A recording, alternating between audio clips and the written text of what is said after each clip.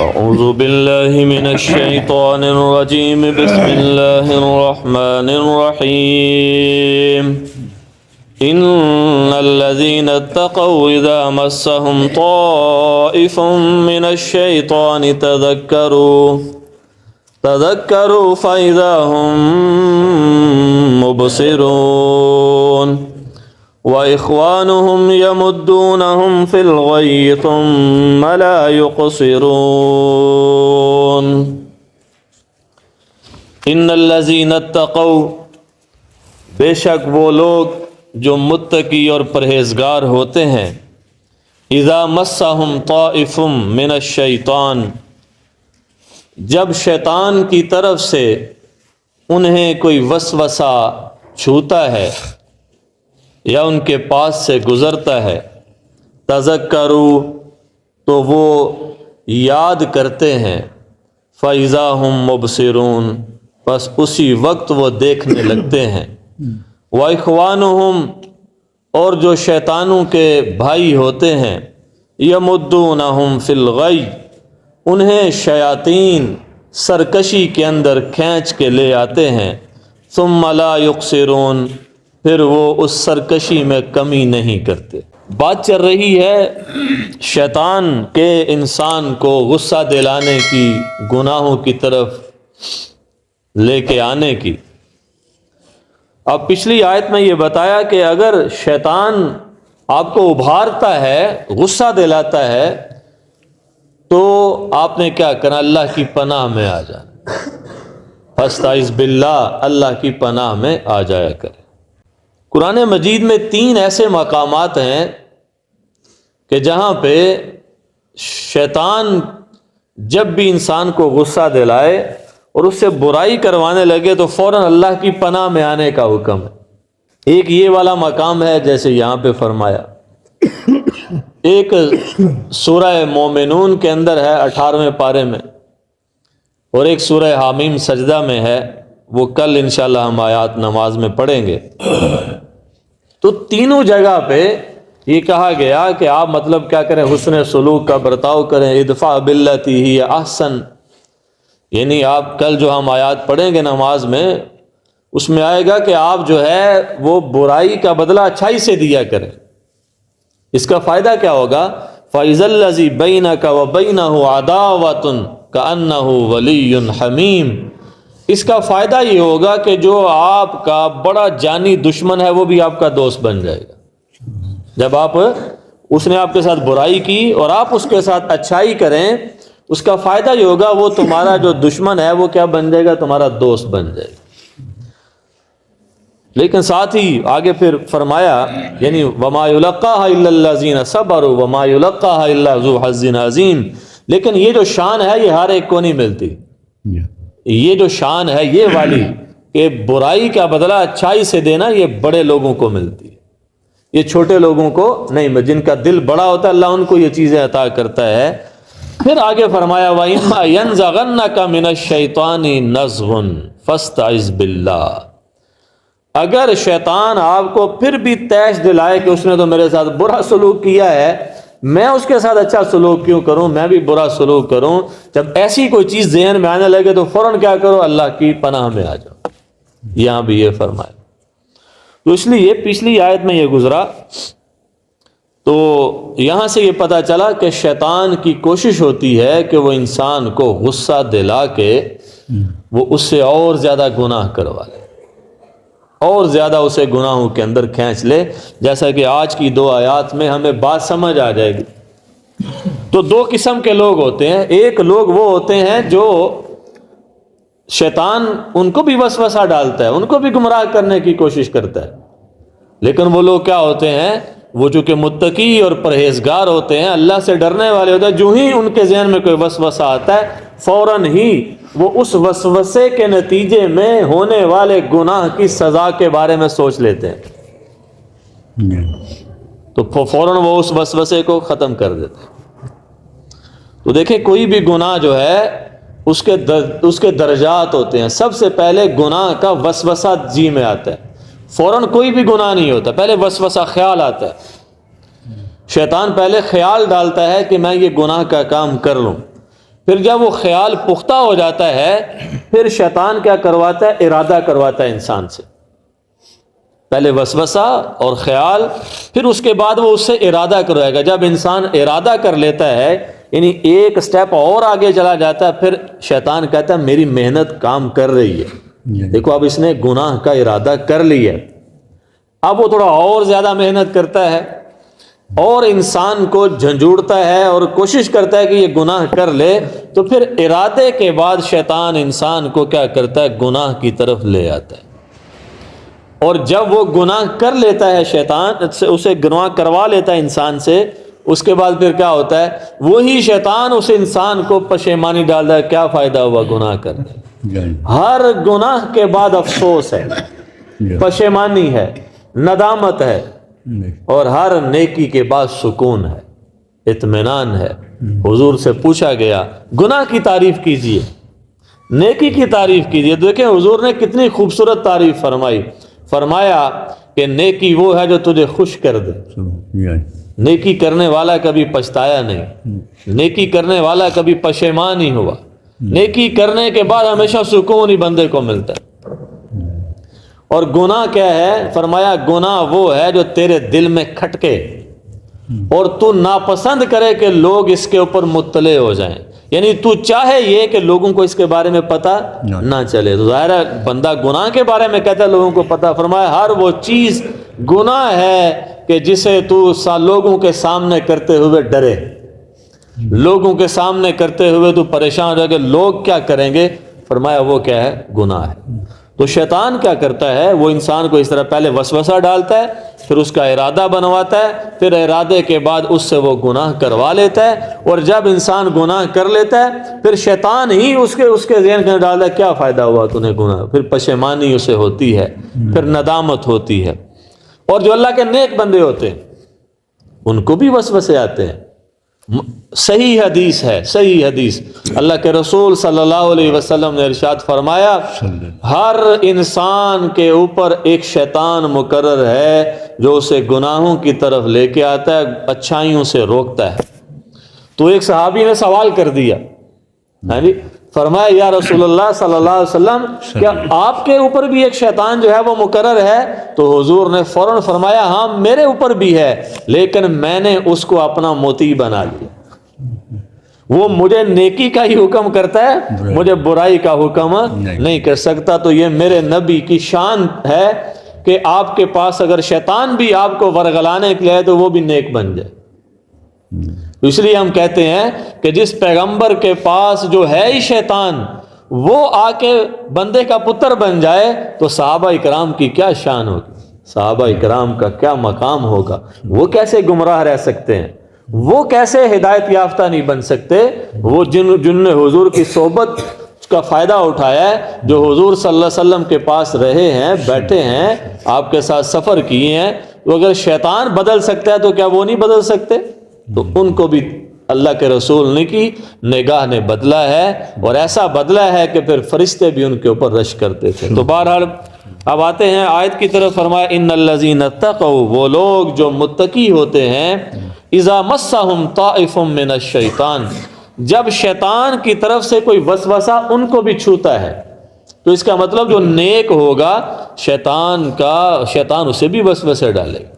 جیسے ہم لوگ ایک اپنے بارے میں ہم لوگ کیا کہتے ہیں کہ جو مولوی کا شیطان ہوتا ہے وہ بھی مولوی ہوتا ہے، یعنی مولوی کا شیطان بھی کیا ہوگا، جو اس کے اوپر مقرر ہے وہ مولوی ہوگا، وہ اس کو اپنے طریقے سے گمراہ کرنے کی کوشش کرے گا، وہ پڑھا لکھا ہوگا۔ تو مطلب پڑھے لکھے لوگوں کا شیطان وہ پڑھا لکھا ہوتا ہے، اس لیول کا مقرر کرتا ہے۔ ظاہر ہے یہ عام قاعدہ ہے کہ دشمن جتنا بھاری ہوگا اس کے مطابق ہی دشمن مقرر کیا جاتا ہے، ایک عام قاعدہ اور ضابطہ ہے۔ ایک پہلوان بہت بڑا ہو، اس کے مقابلے میں ایک چھوٹے سے بندے کو تو نہیں اکھاڑے میں اتارا جائے گا۔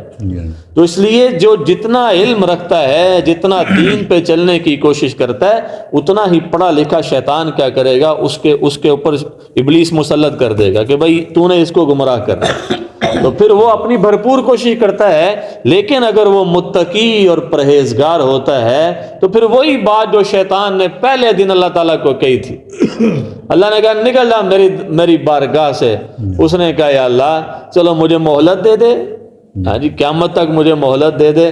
اللہ نے فرمایا جا تجھے قیامت تک مہلت، تو مرے گا نہیں، تو قیامت کے دن ہی مرے گا، تجھے موت نہیں آئے گی۔ تو پھر جب اس کو پتہ لگ گیا کہ مہلت مل گئی ہے اور اسے پتہ تھا اللہ کا وعدہ سچ ہے، پھر اس نے اللہ کو کہا تیری عزت کی قسم میں تیرے سارے بندوں کو گمراہ کروں، فَبِعِزَّتِكَ لَأُغْوِيَنَّهُمْ أَجْمَعِينَ، میں آدم کی ساری اولاد کو گمراہ کروں گا، ساری اولاد کو۔ لیکن پھر اس نے کہا سب پہ تو میرا بس نہیں چلے گا، پھر اس نے کہا الا عبادک منہم المخلصین، ہاں جو تیرے مخلص بندے ہوں گے نا، جو تیرے ہی بندے ہوں گے، ان پہ میرا بس نہیں چل سکے گا، ان پہ میرا زور نہیں چل سکے گا۔ تو اس وجہ سے جو اللہ کے خاص بندے ہوتے ہیں پھر اللہ تعالیٰ خود ان کی حفاظت کرتا ہے شیطان سے۔ لیکن شیطان کوشش ضرور، ٹرائی ضرور مارتا ہے، وہ ٹرائی مارتا ہے وہ نیک بندوں کے اوپر بھی، یہ نہیں کہ وہ کہتا ہے چل ٹھیک ہے میرے نہ، وہ کوشش ضرور کرتا ہے۔ اسی کا ذکر ہے کہ جو پرہیزگار لوگ ہوتے ہیں، جب شیطان کا وسوسہ ان کو چھوتا ہے، ان کے پاس سے گزرتا ہے، تو پھر وہ کیا کرتے ہیں تذکروا، وہ کچھ چیزوں کو یاد کر لیتے ہیں۔ اب یہاں تذکروا کا کئی مطلب ہے، ایک مطلب یہ ہے کہ وہ اپنے رب کو یاد کر لیتے ہیں، اپنے رب کو یاد کر لیتے ہیں۔ جیسے سورہ آل عمران میں بھی پیچھے گزرا کہ جو بندے نیک میرے بندے ہوتے ہیں، جب ان سے گناہ ہو جاتا ہے وَإِذَا فَعَلُوا فَاحِشَةً أَوْ ظَلَمُوا أَنفُسَهُمْ ذَكَرُوا اللَّهَ، میرے بندوں سے جب کوئی بے حیائی کا کام بھی ہو جائے، کوئی گناہ کا کام بھی ہو جائے، فوراً اللہ کو یاد کر لیتے ہیں، وَاسْتَغْفَرُوا لِذُنُوبِهِمْ، اور پھر کیا کرتے ہیں اپنے گناہوں کے اللہ سے معافی مانگ لیتے ہیں۔ تو فرمایا ایسے جو نیک بندے ہوتے ہیں، جب شیطان کا وسوسہ ان کے پاس سے گزرتا ہے، وہ کیا کرتے ہیں فوراً اپنے رب کو یاد کر لیتے ہیں۔ ایک مطلب یہ۔ دوسرا مطلب یہ ہے کہ وہ اس گناہ کے زمرے میں پائی جانے والی جو سزا ہے اس کو یاد کر لیتے ہیں کہ اگر میں نے یہ گناہ کیا تو کیا ہوگا، وہ مجھے پکڑ آ جائے گی۔ حضرت بہلول رحمۃ اللہ علیہ جا رہے، بہت بڑے صوفی بزرگ تھے، دیکھا کہ کچھ لڑکے اخروٹ کھیل رہے ہیں، اخروٹ، اور ایک لڑکا وہاں پہ بیٹھا بیچارہ رو رہا ہے، تو وہ اس کے پاس گئے، کہا بیٹا آپ کے پاس اخروٹ نہیں ہے اس وجہ سے رو رہے ہو؟ تو انہوں نے کہا کہ نہیں، میں بزرگوں اس وجہ سے رو رہا ہوں، میں اپنے ان دوستوں کی حالت کو دیکھ رہا ہوں کہ چند روزہ زندگی ہے اور اس زندگی کو دیکھو یہ کھیل کود کے اندر ضائع کر رہے ہیں۔ چھوٹا تھا بچہ۔ حضرت بہلول بڑے حیران ہوئے کہ یار یہ چھوٹا تھا بچہ، دیکھو اس کی سوچ، اس کو پکڑا، کہتا آؤ میرے ساتھ گھر لے آئے، تو گھر لے آئے، اس کی خاطر مدارت کی اور اس سے پوچھا کہ میرے بچے تو چھوٹا سا بچہ ہے، تو اللہ کے خوف سے اتنا کیوں روتا ہے؟ اس کا جواب سنیے۔ اس نے کہا کہ چچا جان، جب میری والدہ کھانا بنانے کے لیے چولہا جلاتی ہیں تو میں دیکھتا ہوں کہ وہ بڑی لکڑیوں کو بعد میں ڈالتی ہیں چولہے میں، پہلے چھوٹی چھوٹی لکڑیوں کے ذریعے آگ کو تپاتی ہیں۔ ایسے ہی ہوتا ہے نا، پہلے چھوٹی چھوٹی لکڑیوں کو وہ ڈالتی ہیں چولہے میں، ان کو آگ لگاتی ہیں، پھر بڑی لکڑی کو ڈالتی ہیں۔ میں یہ سوچتا ہوں کہ کہیں میرا رب قیامت کے دن جہنم کی آگ کو بھڑکانے کے لیے مجھے استعمال نہ کرے، چھوٹی لکڑی کے۔ قرآن کہتا ہے نا، جہنم کی اس آگ سے اپنے آپ کو، اپنے گھر والوں کو بچاؤ جس کا ایندھن انسان اور پتھر ہے، تو انسانوں کے ذریعے جہنم کی آگ کو بھڑکایا جائے گا۔ تو چچا میں سوچتا ہوں کہیں قیامت کے دن میرا اللہ مجھے چھوٹی لکڑی کے طور پہ استعمال نہ کرے۔ یہ ہے، نیک لوگوں کو وسوسہ آتا ہے تو وہ فوراً کیا کرتے ہیں؟ عذاب۔ بڑے واقعہ ذہن میں آ رہے ہیں۔ ایک عورت، اس کے پیچھے کچھ گنڈے لگے ہوئے، مسجد میں آ گئی، مسجد میں دیکھا ایک طالب علم ہے، وہ پڑھ رہا ہے، چراغ جلا کے پڑھ رہا ہے، وہ آ کے ایک کونے میں بیٹھ گئی، دوسرے کونے میں وہ پڑھ رہا تھا، اور اس لڑکی کیا دیکھتی ہے کہ وہ نوجوان ساری رات تھوڑی تھوڑی دیر کے بعد چراغ کے اوپر ایسے ہاتھ رکھتا ہے، انگلی رکھتا ہے، پھر پیچھے کر لیتا ہے، انگلی رکھتا ہے، پھر پیچھے کر۔ جب صبح کا وقت ہوا اذانوں کا، تو اس نے کہا بہن چلی جاؤ، وہ بدماش لوگ جا چکے ہیں، اب آپ اپنے گھر کو چلی جاؤ۔ اس نے کہا پہلے مجھے بتاؤ اس ساری رات تم کرتے کیا رہے ہو؟ تو اس نے کہا کہ ساری رات شیطان میرے ذہن کے اندر وسوسے ڈالتا رہا، ساری رات مجھے گمراہ کرنے کی کوشش کرتا رہا تمہارے بارے میں، تو میں ہر وقت جب وسوسہ آتا تھا میرے ذہن میں انگلی چراغ کے اوپر رکھ کے اپنے آپ کو یہ کہتا تھا اگر تو دنیا کی آگ کو برداشت کر لے گا تو ٹھیک ہے، گناہ کر لے، اور اگر تو اس آگ کو برداشت نہیں کر سکتا تو جہنم کی آگ کو کیسے برداشت کرے گا؟ تو نہیں کر سکتا۔ یہ ہے تذکروا، گناہ کا خیال آیا فوراً انہوں نے اللہ کی پکڑ کو دیکھ لیا، اپنے ذہن کے اندر لے آئے کہ نہ نہ نہ، اس گناہ کے اوپر تو مجھے یہ سزا ملے گی، اس گناہ کے اوپر تو میرے رب نے مجھے یہ سزا دینی ہے۔ تو وہ اپنے آپ کو سزا سے بچانے کے لیے کیا کرتے ہیں؟ وہ پھر اس گناہ سے بچ جاتے ہیں، تذکروا، وہ یاد کرتے ہیں۔ تیسرا اس کا مطلب یہ ہے کہ وہ رب گناہ چھوڑنے کے اوپر جو اللہ نے انعامات کے وعدے رکھے ہیں وہ ان وعدوں کو یاد کرتے ہیں کہ اگر میں نے یہ گناہ نہ کیا، ہاں جی، اور میں نے اس گناہ سے اپنے آپ کو بچا لیا تو پھر کیا ہوگا؟ میرا رب مجھے بڑا انعام دے گا، میرا رب مجھ سے بڑا خوش ہوگا۔ خوش ہوا نا، یوسف علیہ السلام بچے ہیں نا گناہ سے، تو پھر کیا ملا ہے؟ اللہ نے دیکھو بادشاہت دے دی، تخت پہ اللہ نے بٹھا دیا، تخت پہ بٹھا دیا۔ تو نیکی کا فائدہ صرف آخرت نہیں ہوتی، نیکی کا فائدہ اللہ دنیا بھی بہتر کرتا ہے۔ تو کہاں سے نکلے؟ اللہ تعالیٰ نے کہاں پہ، کیوں؟ کیونکہ گناہ سے اپنے آپ کو بچا لیا۔ تو اس لیے ایک بزرگ تھے، ایک عورت ان کے اوپر فریفتہ ہو گئی، ہندوستان کا واقعہ، اس نے گھر بلایا اور گناہ کی دعوت دی، تو انہوں نے کہا کہ سوچ میں پڑ گئے۔ اس نے کہا کہ اگر تو نے گناہ نہ کیا تو میں کیا کروں گی؟ میں رولا ڈال دوں گی، میں تمہیں بدنام کر دوں گی۔ اور ظاہر بد سے بدنام برا ہوتا ہے، وہ گھبرا گیا کہ یار میں کس مصیبت میں پھنس گیا۔ اس نے کہا میں رولا ڈالوں گی، شور ڈالوں گی کہ یہ بندہ جو ہے یہ میری عزت پہ حملہ آور ہونے لگا تھا۔ وہ پریشان ہو گئے، لیکن اللہ والوں کی اللہ رہنمائی فرماتے ہیں، ان کے ذہن میں ایک ترکیب آئی۔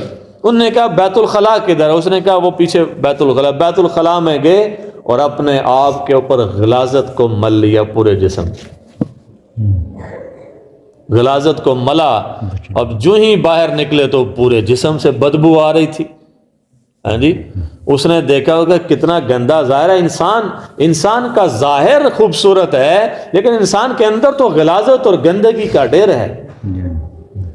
تو اب کیا ہوا؟ اس نے کہا نکل جاؤ میرے گھر سے، بدبو۔ اب کیا ہوا؟ حمام میں گئے، حمام میں جا کے غسل کیا۔ میرے رب کا کرنا ایسا، انعام اللہ نے ایسا دیا کہ جب وہ غسل کیا انہوں نے تو اللہ تعالیٰ نے پھر موت تک ان کے جسم سے خوشبو کو جاری کیا۔ ان کا نام ہی پڑ گیا مشک والے، خوشبو والے بزرگ، یہ نام ان کا پڑ گیا، کستوری والے بزرگ۔ تو یہ اللہ نے انعام دیا۔ تو جب گناہ کا وسوسہ آئے تو فوراً اپنے رب کے انعام کو یاد کرنا چاہیے، اگر میں نے یہ گناہ نہ کیا میرا رب مجھے اتنا بڑا انعام دے گا، مجھے اتنا بڑا انعام دے گا۔ اس لیے ان چیزوں کو جب وہ یاد کرتے ہیں فَإِذَا هُمْ مُبْصِرُونَ، ان کی آنکھیں کھل جاتی ہیں، دیکھنے لگتے ہیں، مطلب آنکھیں کھل جاتی ہیں فوراً کہ گناہ کی سزا یہ ہے، آنکھیں کھل جائیں گی، رب ناراض ہو جائے گا، آنکھیں کھل جائیں گی۔ ہاں جی، بخاری شریف کی روایت ہے، اب اگلی آیت کل پڑھیں گے کہ ایک شخص جو تھا، اس نے ایک عورت اس کے پاس آئی پیسے لینے کے لیے، ادھار لینے کے لیے، اس کی نیت خراب ہو گئی، اس نے گناہ کی دعوت دی، وہ بیچاری مجبور تھی، اس نے کہا ٹھیک ہے۔